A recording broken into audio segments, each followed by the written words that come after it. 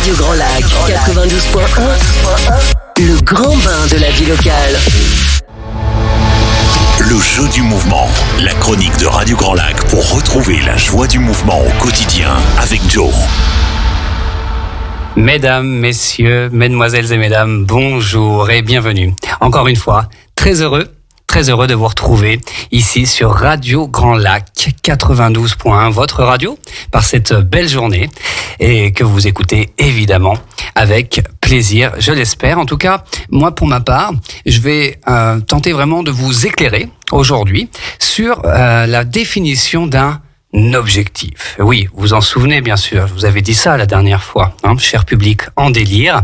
Vous attendiez donc toutes et tous évidemment ce moment pour avoir des clés précises pour mieux définir un objectif. Oui, parce que si vous voulez, pendant mes années de travail en salle, je m'apercevais très souvent que cette définition d'objectif posait un petit souci. Je voyais beaucoup de personnes arriver, me dire Jonathan, moi je viens pour me sentir bien. Je disais bon, c'est pas mal, mais on peut se sentir bien en jouant aux cartes, en prenant un bain, en regardant Netflix. Donc qu'est-ce qu'il faudrait aller chercher un petit peu plus? Et en fait, on voyait bien que là, beaucoup de personnes, en fait, étaient un peu dans le flou, un peu dans le vague. Sachez que c'est très clair, un être humain a besoin de sens pour avancer. Donc, si l'objectif n'est pas profondément ancré en nous, autant vous dire, il y a peu de chances d'atteindre la destination. Alors du coup, comment on va travailler cet objectif? Voilà, c'est les petites clés que je vais vous donner. Et, du coup, du jeu du mouvement, que je vous invite évidemment à visiter sur le site pour voir un peu toute ma philosophie. On va passer au jeu, toujours JE, mais du mental. Parce que j'ai créé aussi le jeu du mental, destiné notamment au développement humain en entreprise. Mais pour moi, si vous voulez, c'est complètement interdépendant. Car évidemment que pour se mettre en mouvement, il va à un moment falloir faire quelques connexions au niveau mental. Et je dirais même, en fait, un terme très technique, sophistiqué, en niveau neuro-émotionnel. C'est-à-dire que forcément, si nous ne sommes pas profondément, comme je vous le disais, connectés à quelque chose qui nous anime, il y a peu de chances qu'on se bouge pour le faire. C'est aussi bête et aussi simple que ça. Donc, du coup, je vais vous donner, comme je vous ai, quelques petites techniques pour y parvenir. Bon, la première chose, c'est que, comme je vous le disais, se sentir bien, c'est cool, mais il faut que l'objectif soit forcément un peu plus précis. C'est-à-dire que, ok, donc, imaginons, tu es bien, ou vous êtes bien, qu'est-ce qui se passe? Qu'est-ce que vous faites? Qu'est-ce que vous faites de différent? Qu'est-ce que ça amènerait de plus? Et là, il faut aller chercher en fait un petit peu plus d'infos, j'ai envie de dire, dans le système. C'est-à-dire comment je me comporte, comment je parle, comment je m'habille, comment je suis en famille, avec mes collègues. Vous voyez, en fait, on va enrichir, comme je vous le disais, le système neuro, donc pour la tête, émotionnel, pour le cœur en fait. C'est ce que je dis simplement, moi le jeu du mouvement, c'est relier tête, cœur, corps. C'est aussi bête et simple que ça, mais bon, en termes techniques, c'est neuro-émotionnel. Parce que du coup, c'est ce qui va nous animer un peu plus, nous éclairer un peu les lanternes de l'intérieur. Donc, on va connecter un petit peu le cerveau, si vous voulez, à se projeter à qu'est-ce qu'il y aurait de différent si on parvenait donc à atteindre cet objectif. Et en PNL, en fait, en programmation neurolinguistique, encore un terme technique, mais moi j'appelle ça pour nos liens, on va dire qu'en fait c'est déjà fait. C'est-à-dire, imagine, ferme les yeux, inspire, prends ton temps dans la nature, dans une pièce calme, et visualise l'objectif déjà atteint. Et c'est même atteint même à un truc que tu n'aurais même pas pensé. Qu'est-ce qui se passe? Et là, c'est là où les vrais objectifs, les objectifs de fond vont arriver. Aujourd'hui, malheureusement, nous sommes submergés de photos, de vidéos, etc. Ce qui fait que très souvent, on court après des objectifs qui ne sont pas les nôtres. Je vais vous le dire, c'est clair et net. On sait pas trop, on sait pas trop ce qu'on veut, on sait pas trop comment, et en fait, on va vers des objectifs qui ne nous appartiennent pas, qui ne sont pas vraiment profondément ancrés en nous et donc qui nous animent relativement peu. Ce qui fait que c'est comme ça que je vais procrastiner. En fait, la procrastination, c'est ni plus ni moins qu'on n'a pas l'objectif correct en vue. C'est aussi bête et aussi simple que ça. Donc, si ça fait 6 mois que vous reportez la même tâche, faut vous dire qu'il y a un truc qui va pas avec cette tâche. Alors, il faut quand même parfois un petit peu se pousser au fesses, mais gentiment quand même, si vous voulez. Si vraiment vous sentez qu'il y a quelque chose qui vous retient, c'est peut-être que tout simplement, il faut changer un petit peu le curseur, changer un petit peu de direction. Donc, la première clé, c'est en état un petit peu, je vais dire, méditatif, hypnotique, dans un endroit qui vous convient bien. Donc, ça peut être la pleine nature. Aujourd'hui, il fait grand beau, donc vous pouvez en profiter sous un arbre, par exemple. Mais sinon, chez vous, dans une pièce, vous ne serez pas dérangé, confortable. Et donc, de fermer les yeux et de se projeter en fait un peu sur son front, en regardant son front un peu comme un écran de cinéma, si vous voulez, à plusieurs mois, 3 mois, 6 mois, et se dire, voilà, c'est atteint. J'ai déjà atteint mon objectif. Je l'ai même réalisé au-delà de tout ce que je pouvais espérer. Et là, il faut vraiment se laisser rêver. C'est-à-dire que on sort complètement, on est vraiment au cinéma, quoi. Et là, se dire, voilà, cet objectif une fois atteint, qu'est-ce qui se passe concrètement dans ma vie ? Avec ma femme, avec mes enfants, au travail, en voiture, comment je m'habille, comment je parle, comment je me comporte, qu'est-ce que je fais en fait, vraiment, réellement, qu'est-ce que je réalise de différent. Je peux vous dire que votre cerveau, il fera pas la différence entre ce qui se passe vraiment, c'est-à-dire l'état actuel, et ce que vous projetez vraiment en conscience. Ce qui fait que vous allez connecter en fait des zones en vous qui vont vous animer, ce qui sera beaucoup plus facile en fait de vous mettre à faire du mouvement, même quand il pleut, il va pleuvoir dehors ou vous n'aurez pas trop envie. Ça va vous rallumer un petit peu, comme je dis, les lanternes à l'intérieur, du coup. Un objectif, par exemple, que j'ai beaucoup entendu dans les salles de remise en forme, c'est « Jonathan, je veux perdre du poids ». Je vais vous dire, c'est perdu d'avance. Tout simplement parce que on ne peut pas définir un objectif par de la perte. Ce n'est pas possible. On ne peut pas motiver un être humain, et en fait plus particulièrement un système nerveux, à aller gagner de la perte.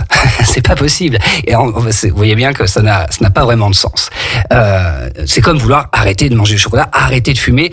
Il y a peu de chances que ça marche. Parce que si vous faites quelque chose, si vous avez envie de quelque chose, il faut se donner l'idée de la construction. Qu'est-ce que je vais en fait gagner ? Et donc, l'idée, je vous la refais un peu concrètement. Voilà, la personne me dit, je veux perdre du poids. Ok, on s'assoit, on respire, on inspire, on ferme les yeux. Le front comme un écran de cinéma, on se projette, on est à 6 mois, on est à 8 mois, on est à 1 an. Tu as perdu 5, 10, 15 kilos, peu importe. Qu'est-ce qui se passe ? Et là, les réponses, il faut qu'elles viennent. On prend le temps, c'est vraiment des états un peu méditatifs, repos, hypnotiques, pour laisser en fait monter vraiment de l'inconscient, vraiment ce qui nous anime, comme je vous le disais, de l'intérieur, c'est souvent un peu caché au fond de la cave. Donc il faut les faire remonter un petit peu, donc on va illuminer un petit peu le fond de sa cave pour aller chercher des réponses beaucoup plus fines. Et je vais vous donner l'exemple, j'ai envie de dire à la con, mais voilà, ça va être remettre mon jean diesel en 38, c'est mieux courir avec mes enfants pour jouer au foot, peu importe, monter 4 étages en courant, bref, peu importe, mais ça, ce sont les vrais objectifs. Ce sont ceux qui vont vraiment vous motiver à faire quelque chose dans cette direction, si vous voulez. Donc, on va chercher vraiment des réponses beaucoup plus affinées, beaucoup plus profondes, en fait. Que ce soit au niveau personnel, au niveau familial, au niveau du travail professionnel, bref, des objectifs vraiment beaucoup plus précis, beaucoup plus affinés, en fait. Et qui viennent vraiment de notre système, comme je disais, émotionnel. C'est le jeu du mental. Donc, c'est très puissant en fait. Alors ça paraît très simple comme ça, mais je vous assure que si on habitue un petit peu ce fonctionnement, ça marche très très bien. Sachez que tous les grands sportifs de haut niveau font ça de manière instinctive. Vous imaginez un champion olympique, il va pas aller pour perdre, c'est pas possible. Donc les objectifs qu'il a sont en lui, l'animent et le poussent à se dépasser, à se surpasser, tout simplement parce qu'il a connecté ses lanternes profondes, si vous voulez.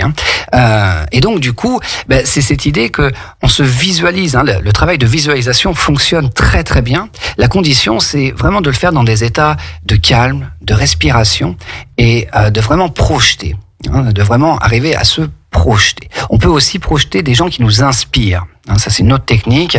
Si jamais on n'arrive pas trop à se visualiser soi-même, on prend quelqu'un qu'on adore. Chanteur, sportif, acteur, peu importe, même quelqu'un de notre famille, qu'on connaît personnellement, qui nous inspire vraiment. Ça aide. Et voilà. Et en fait, cette personne, qu'est-ce qu'elle a qui m'inspire, justement. Et en fait, vous verrez que tout ce qui vous inspire profondément chez les autres, j'ai un petit secret, vous l'avez en vous. Il suffit simplement de le reconnecter et de l'allumer pour se mettre en action, si vous voulez. Le corps va se mettre en action qu'à partir du moment où on lui a donné un petit peu une direction, si vous voulez. Alors, on dit, si vous avez les deux yeux fixés sur la destination, vous ne verrez plus le voyage. Et c'est vrai qu'en fait, l'objectif vraiment très haut, il faut le voir après comme un peu un drapeau flottant au loin. Et il va falloir apprécier chaque petit pas. Voilà, chaque petit pas que l'on fait. C'est ce que je dis, on avance à pas de bébé. C'est-à-dire que si ça fait 20 ans, 30 ans que je n'ai pas fait de mouvement, d'activité physique, de sport, bon, c'est sûr que c'est pas du jour au lendemain où je vais aller me dire que je fais un marathon, quoi. Vous voyez, c'est logique. Et il faut vraiment se satisfaire des petits pas. Le P, le plus petit pas possible. Voilà, ça c'est vraiment une technique pour avancer, vraiment se mettre en action. C'est de se dire quel est le plus petit pas possible que je puisse faire. Voilà, ça c'est vraiment la technique qui est très utile à partir du moment où vous êtes allé un petit peu, comme je disais, chercher dans vos fichiers un objectif qui vous tient à cœur. Alors beaucoup, c'est un peu le cliché, mais bon, les mecs c'était de la masse musculaire, c'est beaucoup la masse musculaire, le muscle, mais en fait qu'est-ce qu'il y a derrière ? C'est très bien. Je vous dis pas que vouloir perdre du poids, vouloir prendre du muscle, c'est mal ou c'est pas ça. C'est qu'en fait, il faut juste savoir réellement, au fond, qu'est-ce qui va nous animer à aller chercher ça. Donc, ok, mec, super, t'as gagné 10 kilos de muscle. Mais qu'est-ce qui se passe du coup ? Qu'est-ce que tu fais de différent ? Qu'est-ce que ça t'anime, ça t'apporte ? Et en fait, on va toujours tomber sur des sentiments de confiance, d'estime de soi, etc. Donc, c'est ça qu'on va aller nourrir. Et c'est comme ça qu'on va pouvoir rester motivé sur le long terme, parce que c'est ça l'idée. Donc ça, ce sont vraiment des techniques d'affinement, si vous voulez. Parce que après, vous avez bien évidemment la définition d'un objectif SMART qui doit être spécifique, mesurable, voilà, temporel, audacieux. C'est très bien ça, mais si vous voulez, ça c'est vraiment du rationnel stratégique, ce qui est très efficace, ce qui est bien. Mais nous sommes pas uniquement des êtres de raison et des êtres logiques. Nous sommes aussi, et surtout, je dirais même, des êtres d'émotion.